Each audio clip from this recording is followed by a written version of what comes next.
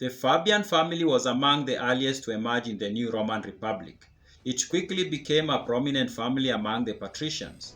It built a reputation for opposing the demands of the plebeians. It became so hated by the plebeians not only for standing in the way of them participating in the affairs of the state, but also for stealing from them. The standing of the family amongst the plebeians, however, changed in a very dramatic way.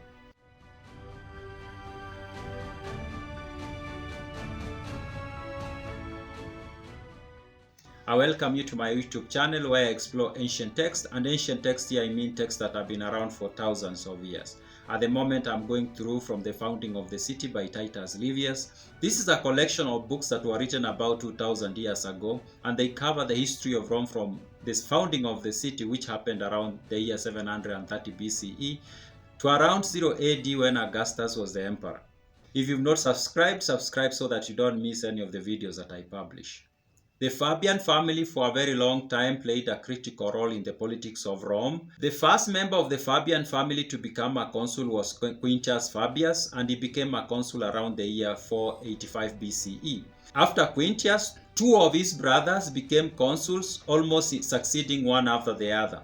When Quintus became the consul, he started on the wrong foot as far as the relationship between the Fabian family and the plebeians is concerned. When he came to power, there was a war that had just ended, and the Romans had taken a lot of assets from their enemies. It was the custom that when Rome won a war, the assets that were taken from the defeated enemy were distributed among the soldiers. But when Quintus becomes the consul, he does something that had never been done before. He takes the asset that had been taken from the losing enemy and he sells them, and he puts all the money in the treasury. Now, this made the soldiers very angry, and most of these soldiers were plebeians, and that made him to be someone who was not liked, especially by the plebeians. After Quintus Fabius, his brother became the next consul, or he became one of the two next consuls. His brother went by the name Caeso Fabius. Now, Caeso Fabius, Livy tells us that he hated the plebeians a lot, and he continued with his brother's policy of not really thinking much about the plebeians and doing things that were kind of like annoying the plebeians. Livy doesn't give us much detail about what exactly he did, despite just telling us that he continued to resist the plebeians, which I assume is resisting the policies that the plebeians wanted to be put in place. After Caeso Fabius, his brother Marcus Fabius became a consul. Now, Marcus ended up having a lot of issues with the military. The source of these issues were whatever his brothers had done when they were consuls. Now, Livy gives us a story of him going to attack the people of Veii, and when he reaches there, the soldiers completely refuse to cooperate with him. They don't listen to him, they don't do what he wants them to do, and in the end he loses this battle and he comes back to Rome very embarrassed. Even though that happened, his brother became a consul again, and not long after that, Marcus came back as a consul again. But things changed for the family when another war broke out with the Veii people. In this war, all the three brothers did lead the army. While Marcus was a consul, the others were kind of like generals in the army. Livy tells us that the three brothers led the Romans into winning the war against the Veii people, which was a huge success during that time. During the battle, Quintus Fabius ended up being killed, and the Romans won anyways, and after the war they go back home, and Marcus refuses to accept the praises that he was to receive because of leading the Romans into winning this battle, and that kind of like made the people to like him, including the plebeians, and his charm offensive went even further. He decided to issue a decree that all the injured soldiers were to be distributed among the patrician families to be taken care of, and Livy tells us that the majority of these soldiers were taken by the Fabian family or members of the Fabian family, and they were given very good care under this family. Now, after Marcus, Caeso came back as a consul. This is after the war. Now, Caeso continued with his brother's charm offensive on the plebeians. Seems like it's a conversation they had had, because it seems like they had both of them had completely changed from who they were initially. And Caeso does something that was not expected of him. he started to advocate for the agrarian law. Remember, the agrarian law I've explained in the previous video is this law that was meant to give the plebeians more land, and the patricians were very much against it.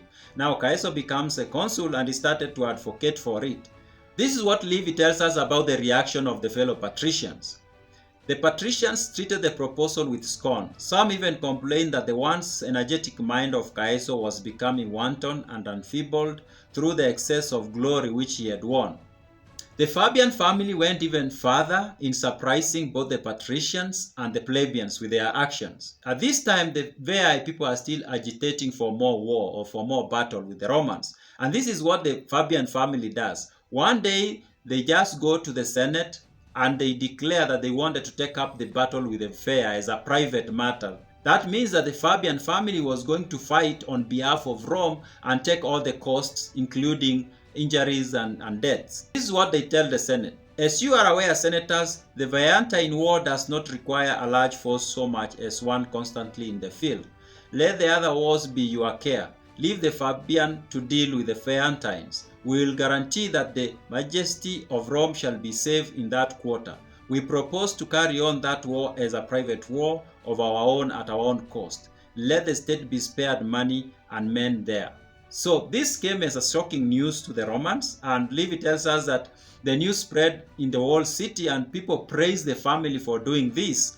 The next day the army assembles and they indeed march towards the land of the Veii people. Livy tells us that there were 306 total soldiers in this army that was going to face the Veii people, and they were all patricians, of course. They are the Fabian family. Once they reached the Veii land, they set up their camp at a place that Livy tells us used to go by the name Cremera. Seems like their campaign was so successful against the Veii people. This is what Livy writes. As long as it was only a question of forays and raids, the Fabian were quite strong enough not only to protect their own fortified post, but by patrolling both sides of the borderline between the Romans and the Tuscan territories to make the whole district safe for themselves and dangerous for the enemy.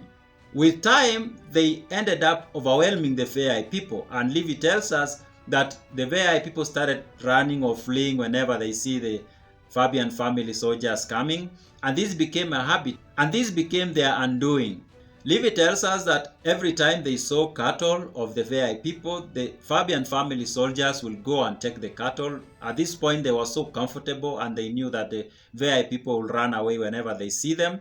And this became a habit. And the Veii people realized that they could turn this into something that they can use against this band of soldiers.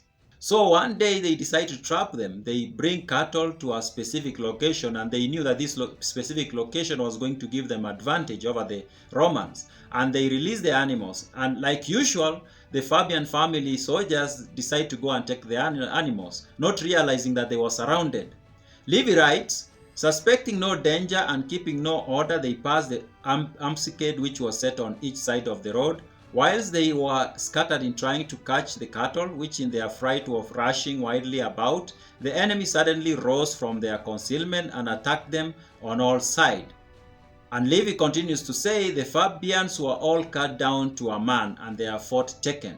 It is generally agreed that 306 men perished and that one only, an immature youth, was left as the stock for the Fabian house to be Rome's greatest helper in an hour of danger, both at home and in the field. So Livy tells us that all the 306 soldiers from the Fabian family were basically killed by the Veii people, but he tells us that there is this one boy who was left, and he doesn't tell us whether this boy was at the battlefield or he was back at home, but he says one boy was left. I suspect that this boy was with the men, but he was not counted as a soldier and then was let go and he came back home. But we can assume that back at home, these men had wives and kids, so we can't say that the entire family was wiped out. This battle where they lost their lives came to be known as the Battle of the Cremera. For centuries, the Fabian family continued to play a major role in the politics of Rome, but they mostly aligned themselves with the plebs. After this battle, they stopped basically considering themselves to be patricians. They started doing their politics on the side of the plebeians.